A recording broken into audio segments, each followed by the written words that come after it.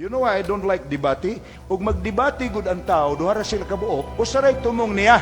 Ipamatuod niya siya nga siya'y nagsutig tinuod, siya'y nagsutig bakak. Apan ang iyang katugbang mamupunay tuyo. Ipamatuod niya nga siya'y nagsutig tinuod, kini nagsutig bakak. So sa debate, dili nimo matrace up ang kamatuoran. Why? You insist nga imo ang tinuod, kiripod ang tinuod. Di man mo. We don't know the truth that way. Ang pagtanaw gyud unta sa kamatuoran, imong tan-awon ang kinatibuk-an sa kamatuoran. Dili kay porsyon ra. Ang problema nga nung nag-away ang mga tao karon kay mugunit sila usa ka teksto, paggunit nila usa ka teksto, mutindog sila ng teksto, maunay tinuod, maunay tinuod, maunay tinuod. Kamong tanan pulos mo sayo. Kadto pang usa ka naggunit maputog teksto, mubarog po siya, maunay tinuod, maunay tinuod, maun. Mag-away. Brethren, that's where many religious teachers are making a mistake.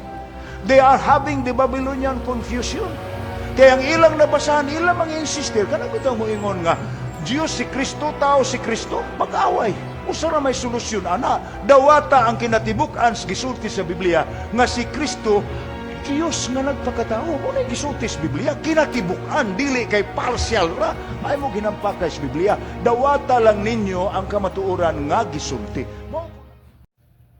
So may untang may igsoon. So ang isa sa pinakapunto gyud nganong kitang mga Kristiyanon is dili ta angay nga makipagdebate is tungod guys sugo gyud pud sa Ginoo og nagpamatuod gyud pud ang pulong sa Dios niya ini na makita sa 2 Timothy chapter 2 verse 23 to 26 nga kani nag-ingon dari no sa English nga pag hubad as a servant of the Lord, you must not argue which means is makipagdebate.